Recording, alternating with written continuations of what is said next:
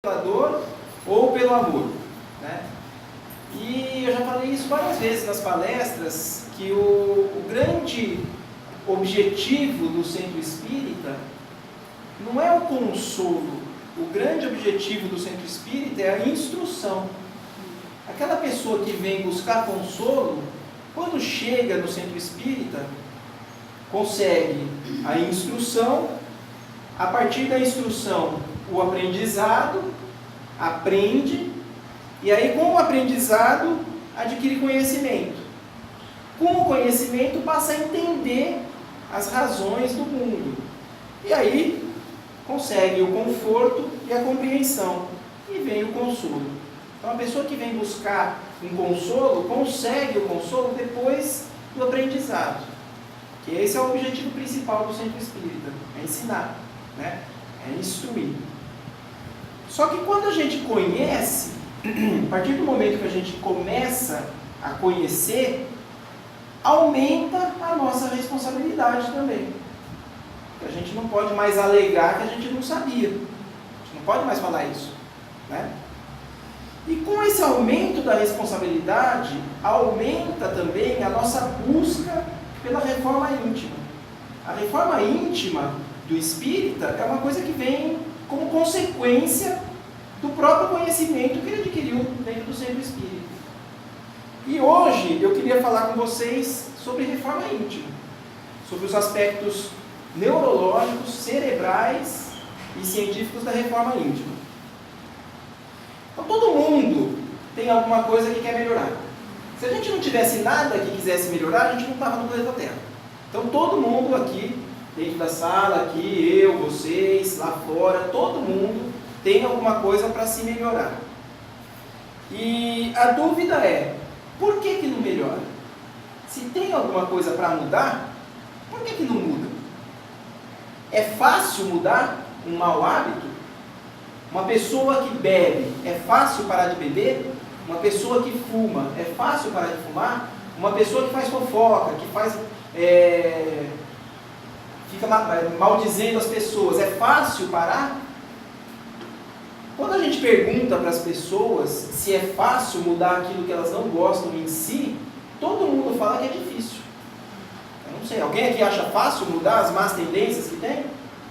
Não, né? Todo mundo acha difícil, né? Só que a gente abre o Livro dos Espíritos, quando a gente começa a estudar a doutrina, e lá na questão 909 do Livro dos Espíritos, Kardec pergunta assim: poderia sempre o homem, pelos seus esforços, vencer as suas más inclinações? Ou seja, a pergunta de Kardec: o homem pode mudar? Esses defeitos que a gente apresenta, que a gente sabe que a gente tem e que a gente quer mudar, a gente pode conseguir mudar isso?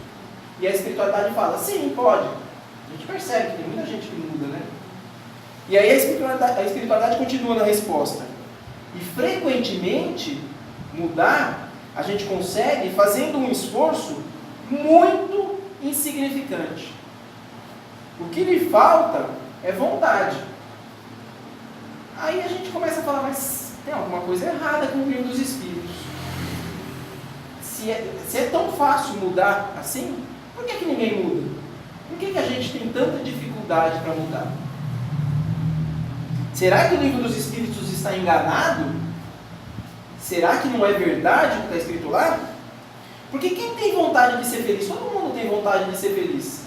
E a pergunta é, por que não é feliz? Falta vontade de ser feliz? Aparentemente não. Então parece que o que acontece na nossa vida é exatamente o oposto do que o Livro dos Espíritos está falando. O que o Livro dos Espíritos fala? Mudar é muito fácil, o que falta para a gente é vontade. E o que a gente percebe na nossa vida? A gente tem muita vontade de mudar, mas é difícil. Então quem está certo? A gente ou o Livro dos Espíritos? Nós sabemos o que fazer para mudar?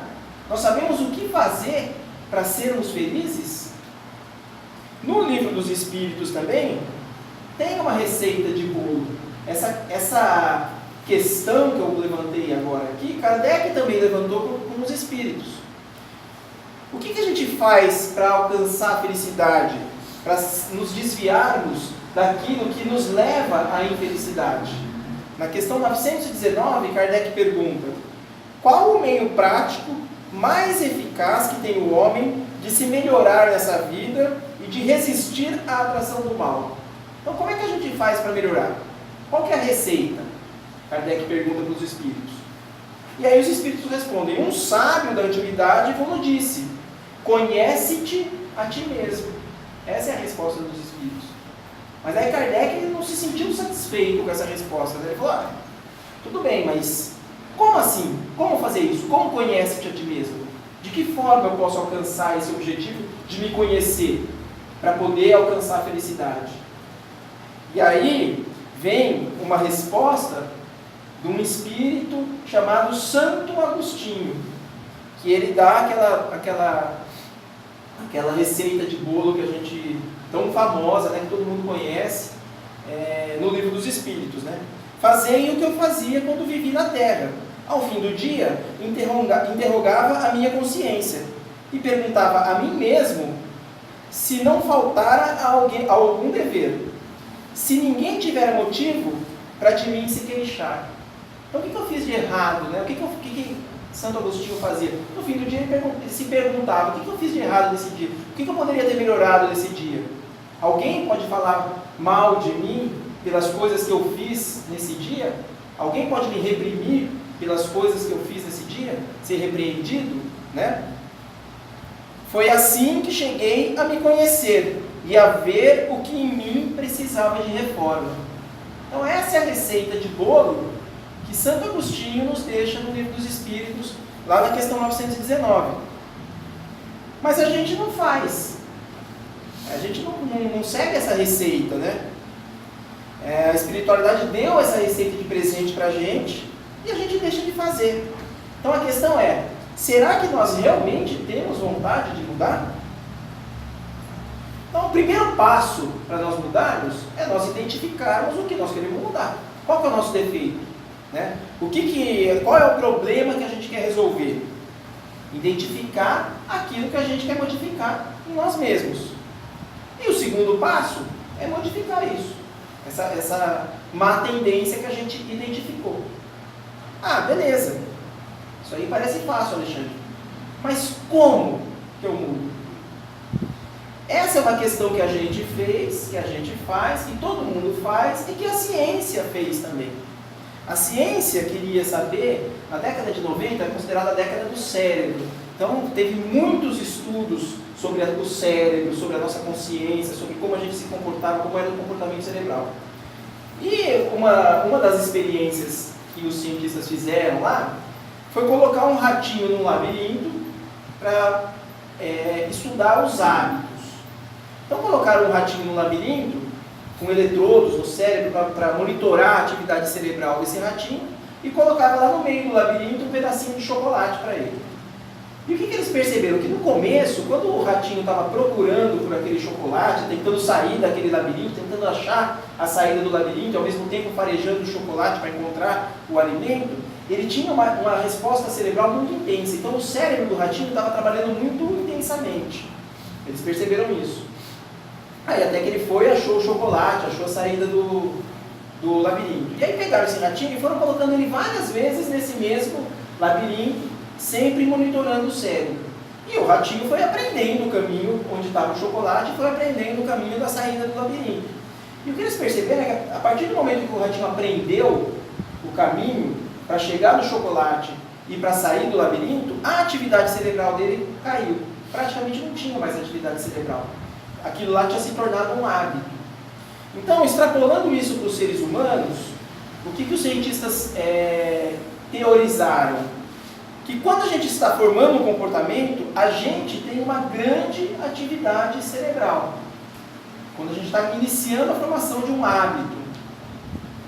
Quando esse comportamento já se torna um hábito, ele fica estabilizado, aí a nossa atividade cerebral diminui. Porque já virou um hábito. Então, por exemplo, dirigir. No começo, quando a gente vai começar a dirigir, a gente tem que ficar pensando, né? Pisa na embreagem, tira na embreagem, põe a primeira, põe a segunda, olha no espelho, pus o cinto, tem aquele checklist. depois que você já está dirigindo já faz um tempo, você nem vê, nem você conversa, escuta música, você nem sabe que marcha que você está, você escuta o barulho do carro e automaticamente você já passa a marcha, né? Já se tornou um hábito. Você praticamente não tem mais atividade cerebral para dirigir. Roer a unha. Quando você está roendo a unha, se tornou um hábito, espontaneamente você põe a unha na boca, o dedo na boca, começa a roer a unha e nem percebe que você colocou a mão na boca. Porque aquilo lá já se tornou um hábito. Você está pensando, vou colocar a mão na boca e vou roer a unha. Você nem pensou, quando você viu, você já estava com a mão na boca, né? Agora, se você quiser parar de roer a unha, aí você precisa de um gasto energético tremendo. Você tem que ficar o tempo inteiro pensando, não posso roer a unha, não posso roer a unha, não posso roer a unha. E mesmo assim, você distraiu, quando você vê, você está com a mão na boca. Quando você percebe, não posso roer a unha, não posso roer a unha, e tira a mão da boca.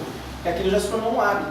Então, o que acontece? Quando a sua atividade cerebral baixa, o hábito que já está incorporado em você se mostra presente. E aí você vai e põe a mão na boca.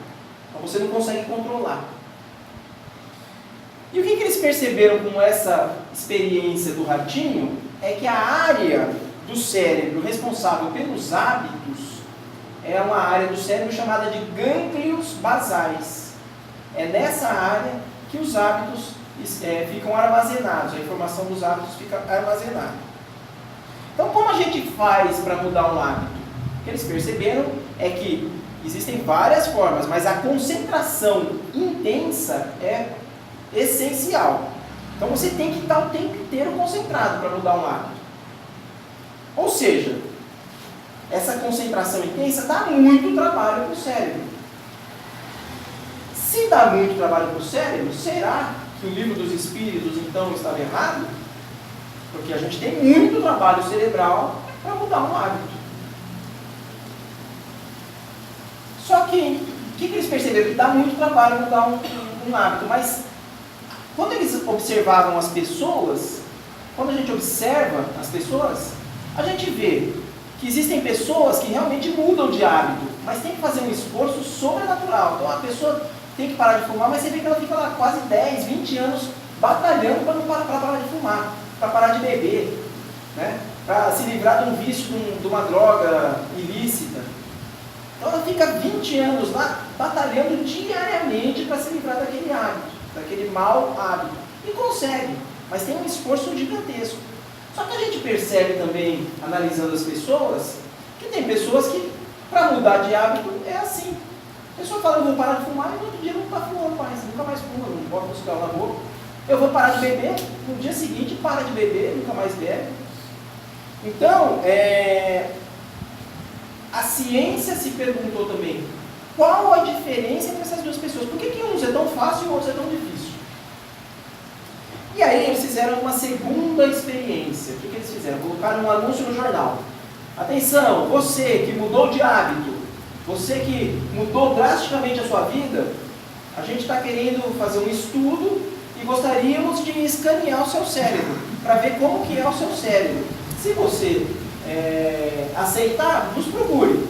E aí veio um monte de gente lá para ter o cérebro estudado para saber como é que é. Não ia arrancar o cérebro da pessoa não, tá? Só ia fazer uma análise de imagens, né? E dentre várias pessoas que responderam ao chamado dos cientistas, uma jovem se destacou. Ela era uma jovem e ela estava com a sua segunda lua de mel marcada para a cidade do Cairo. E algumas semanas antes dessa segunda lua de mel, o marido dela chegou e falou, não estou feliz, não quero mais você, quero me separar, já estou com outra mulher e não quero mais o casamento, vamos nos divorciar. E ela não conseguiu aceitar aquilo de forma tranquila. Então ela começou a beber, ela começou a fumar, ela começou a infernizar a vida do ex-marido e da atual esposa, ela engordou 50 quilos, tá? E numa desses várias etapas da vida dela, em que ela estava alcoolizada, ela teve participou lá estava numa festa lá com o ex-marido, deu um vexame na festa, ficou bêbada, teve que ser contida pela polícia, a polícia tirou ela de lá, e ela estava muito alcoolizada, e ela acabou dormindo embaixo da ponte, lá do viaduto, e no dia seguinte ela acordou embaixo do viaduto e falou, não é isso que eu quero para mim, vou mudar de vida. Ela acordou embaixo do viaduto, ela teve um estalo e decidiu mudar de vida. Então ela parou de beber, ela decidiu começar a correr, emagreceu 50 quilos, ela tinha engordado, ela parou de fumar, ela arrumou um emprego muito melhor do que o que ela tinha, ganhando muito mais, e para comemorar essa reviravolta na vida dela, né, para melhor, ela decidiu fazer uma viagem para o Cairo, agora sozinha, e aí quando ela tinha marcado a viagem dela para o Cairo, ela viu lá o anúncio do jornal e decidiu ir e responder ao chamado dos cientistas para ter o cérebro escaneado. Então, o que eles perceberam quando eles escanearam o cérebro dela? Que a atividade nos gânglios basais do cérebro dela ainda existia. Ou seja, ela ainda tinha os hábitos antigos dela, de querer fumar, de querer beber, de engordar, de querer fazer o mal para o ex-marido dela, para a atual esposa. Só que eles perceberam também que novos hábitos estavam sendo forjados ali nos gânglios basais. Novos hábitos estavam sendo armazenados ali. E esses novos hábitos estavam em maior prevalência do que os antigos. E aí a dúvida, né? Por que ela consegue? Por que ela consegue neutralizar aqueles hábitos antigos e aumentar os hábitos novos? Aí eles descobriram a atividade de uma nova área cerebral. Que quando essa nova área estava em atividade, ela neutralizava os gânglios basais. E os hábitos antigos que ela tinha também eram neutralizados. E também essa nova área fornecia energia suficiente para o cérebro para manter a concentração da pessoa. E com essa concentração ela conseguia formar novos hábitos. Então era a mesma coisa que ela tivesse o tempo inteiro ligada, que ela não podia pôr a mão na boca. O tempo inteiro ela estava sabendo que ela não podia pôr a mão na boca. Ou seja, quando essa área do cérebro específica estava ativa, mudar era muito fácil. Era uma questão de decidir. Eu vou mudar, eu vou. E essa região é o lobo pré-frontal do cérebro. Em 1947, essa pesquisa é de 2007, em 1947, ou seja, 60 anos antes, André Luiz já nos explicava a função do lobo pré-frontal no livro No Mundo Maior. Lá no livro No Mundo Maior, André Luiz fala assim, que essa região do cérebro é a principal responsável pela principal forma de evolução do ser humano. É a partir dessa região cerebral que o nosso progresso espiritual e moral acontece. E as principais funções dessa região cerebral, segundo André Luiz, eram o desenvolvimento da compaixão, da empatia com o sofrimento humano, da misericórdia, da pena, do desejo de ajudar. E aí, a gente entra numa outra experiência que os cientistas fizeram recentemente também. Para a gente poder fechar o ciclo de todas essas análises.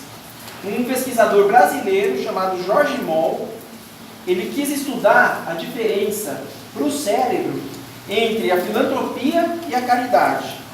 Então, o que ele fez? Ele pegou uma série de voluntários e falou, nós vamos escanear o seu cérebro, e enquanto a gente está escaneando o seu cérebro, a gente vai fazer algumas sugestões de comportamentos para vocês, de atitudes para vocês. E vamos ver como é que seu cérebro se comporta quando eu sugiro você a fazer alguma coisa. Então, a primeira sugestão que ele fazia era o seguinte, eu vou te dar R$100 de presente. E aí monitorava o cérebro da pessoa quando ele tinha essa possibilidade de ganhar R$100 de presente. E o que eles perceberam? Que a área do cérebro que era ativada quando tinha essa sugestão era a mesma área do prazer, que é a área que a gente, por exemplo, ativa quando a gente vai comer uma sobremesa gostosa, um bolo de chocolate, né? Então é a área do prazer. Aí depois eles fizeram uma outra sugestão, falaram, ó, nós vamos te dar R$100, mas esses R$100 você tem que dar para alguém. Ou seja, é uma contribuição que eles chamam de não custosa, que seria a filantropia. Por exemplo, uma empresa que vai doar uma grande parte do seu lucro para a obra de caridade, porque dessa forma ela deduz do imposto de renda. Então ela não vai perder nada, ela vai tirar, em vez de dar para o imposto de renda, ela vai dar para uma obra de caridade. A pessoa que faz isso se sente melhor também. A pessoa que tem esse tipo de comportamento, quando tem o cérebro escaneado, a área que é ativada no cérebro também é a área do prazer. É a mesma coisa que comer um bolo de chocolate. A pessoa sente prazer em fazer isso.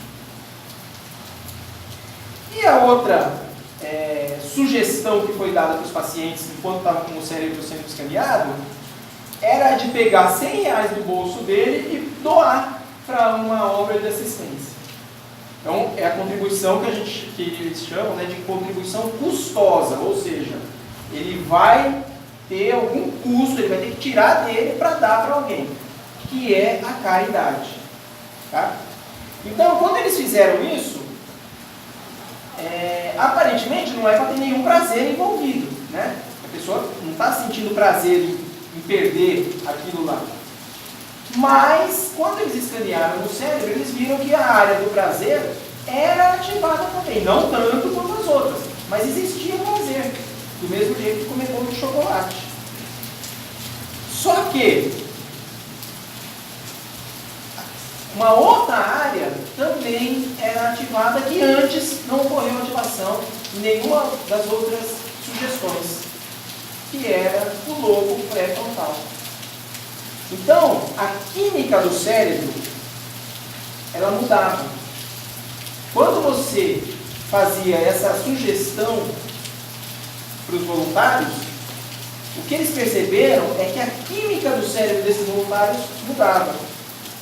O sistema imunológico desses voluntários ficava mais eficiente. A concentração deles aumentava, eles ficavam até 80% mais concentrados. Então, existia uma melhora física, uma melhora do organismo. E existe também uma melhora intelectual. E o que eles perceberam também é que nesse momento, os gânglios basais, eles tinham a sua atividade extremamente diminuída.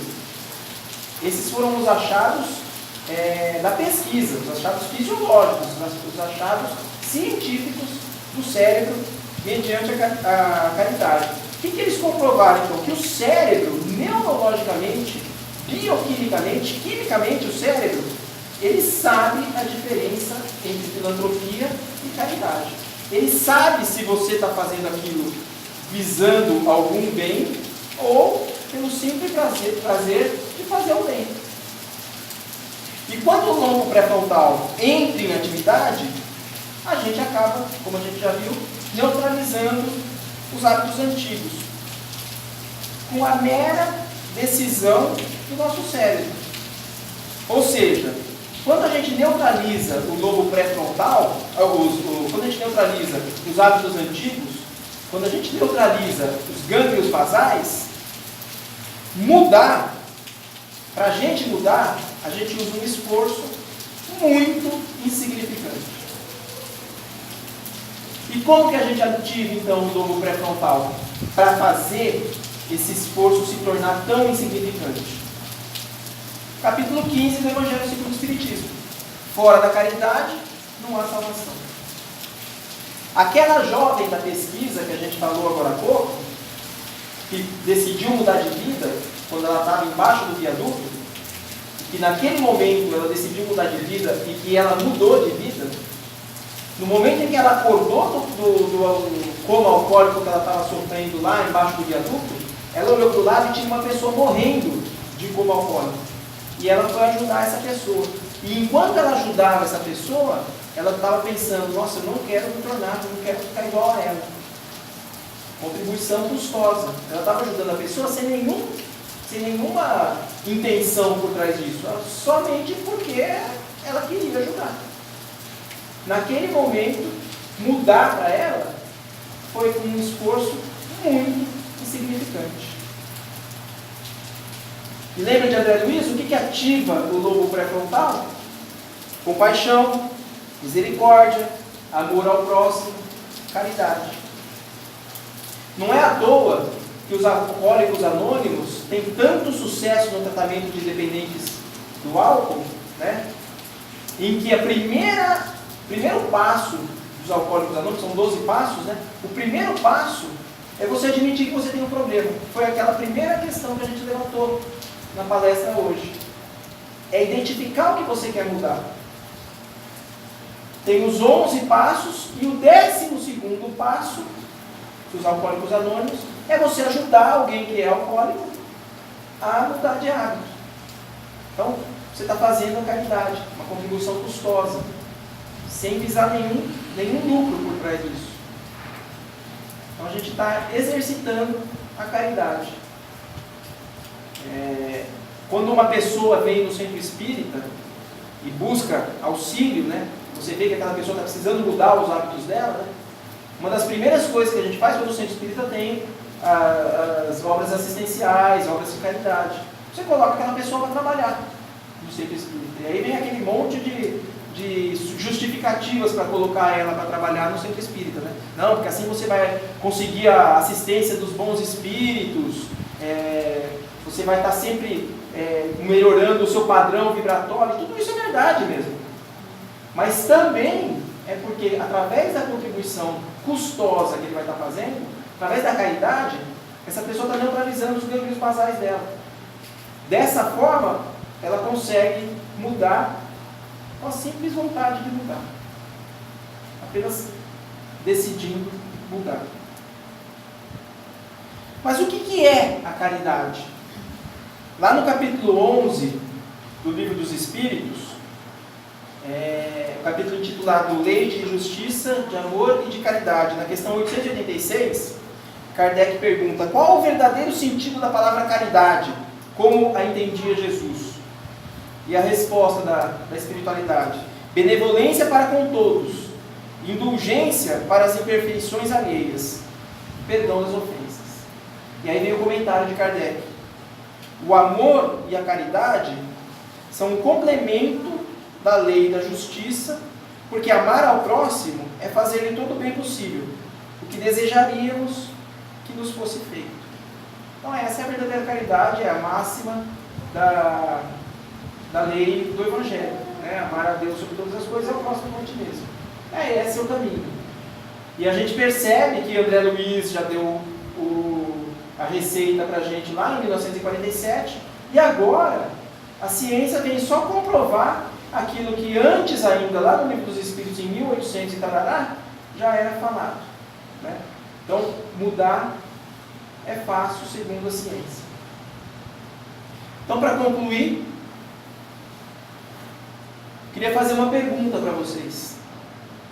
Poderia sempre o homem, pelos seus esforços, vencer suas más inclinações? A gente pode mudar? Sim. E frequentemente fazendo esforço muito insignificante. E como nós tornamos esse esforço, que para tantas pessoas é tão monstruoso, num esforço insignificante? Fora da caridade, não há salvação. Foi um prazer estar aqui com vocês hoje. Uma boa noite para todos. Agradeço a presença de todos vocês. E agora vamos para a próxima parte, que seria o passe. Obrigado, gente. Obrigada.